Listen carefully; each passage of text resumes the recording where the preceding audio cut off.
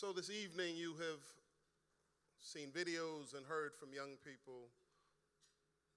You've come to understand a little bit about the work of the Brotherhood Sister Soul. We work in this intersectional space of educating, organizing, and training. Sometimes folks struggle to understand the complexity and depth of the work of BroSis. And so we seek to frame it in those three words because it speaks to the diversity of our approach. We're supporting young people from the age of 8 until 22 with wraparound, comprehensive support, helping them to transform their lives.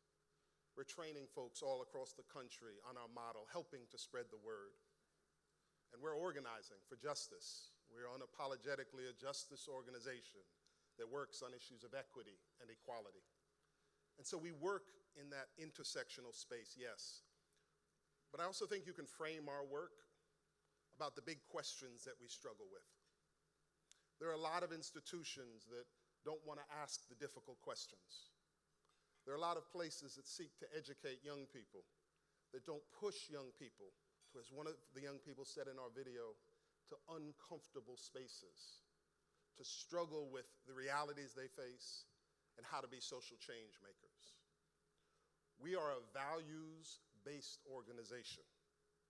We are helping young people to ask questions about what is your moral and ethical code? What are your values? What do you deem important? What is the kind of world you want to live in? These are questions that so often adults don't struggle with, that so often adults don't have the space to investigate. And so in this time where there's so much political instability, where there's so much lies and propaganda being put forth, when there are so many issues that young people struggle to understand, that adults struggle to understand, we don't settle, but push young people to confront that complexity. At times it feels like, I think to many of us in this room, that we live in a deeply anti-intellectual space, that we live in a space where people do not want to confront the complexity of what we're facing. And so sometimes when folks say, well, you do a lot of different work and it touches a lot of different areas, why do you do that? We say, because we know that complex problems need complex solutions, and we are not afraid of that complexity.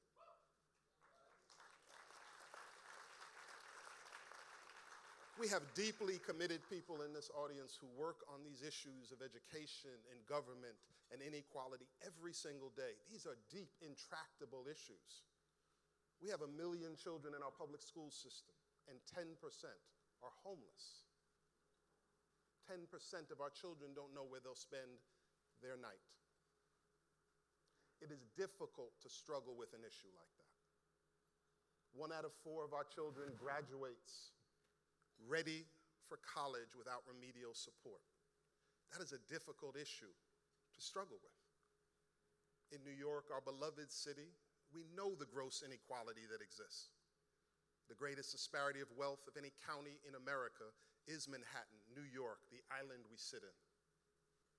The top 5% earns $860,000 a year, and the bottom 20% of the residents of this island survive on less than $20,000 a year. So you are making decisions as a parent about health care versus food, about transportation versus clothes. In this city, 1 out of 3 people lives in poverty or near the poverty line. These are deep, intractable issues. These are complicated problems. They cannot be dealt with in a surface way. They cannot be dealt with just one issue or one response. But we must push young people to struggle with these conflicts of our time because so many adults have abdicated that responsibility. And so when Marsha comes up here and talks about young people being our leaders of today, what she's mentioning and reflecting on is that always when there's been change in this country, it's been young people at the forefront, whether the women's movement or the LGBTQIA movement or the Black Power movement or the Civil Rights movement or the Chicano movement in the West, the farm workers, always young people at the forefront. Young people brought down a president during Vietnam with protests on campuses all across our nation. So this is not just an adage of young people being leaders. This is about young people being leaders now because they have the bravery and the confidence and the innovation to seek solutions. And so when we gather on an evening like this and young people speak in this audience, the reason we call this event Voices is because it celebrates the voices and the depth of analysis of our young people. They will always be front and center at our organization.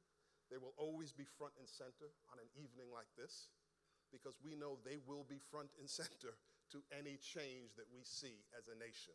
And so we celebrate them this evening as we celebrate them every day.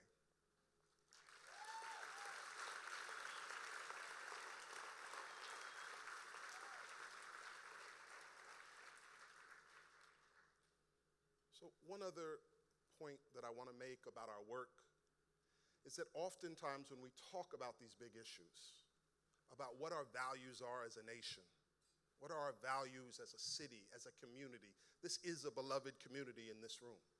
You all could be anywhere this evening. You choose to be here in celebration of the Brotherhood Sister Soul and our themes of positivity and knowledge and community and future.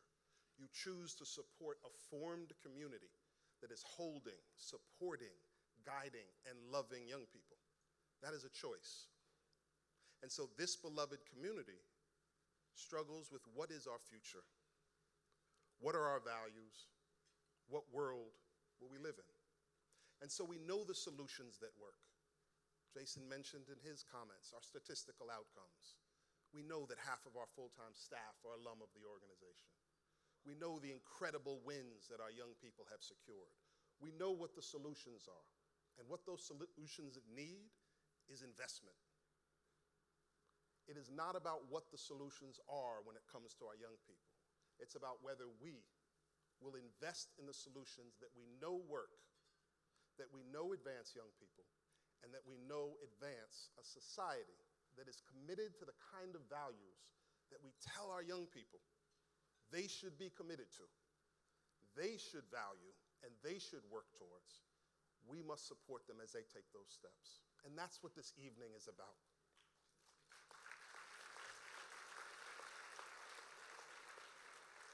So I hope that you leave inspired this evening. I hope that you leave moved this evening. I hope you realize that in a world where so often it's easy to feel unmoored, disconnected, lost, this is a community. This Brosis space is a community. And you standing with us helps our young people to find their way. Thank you all so much.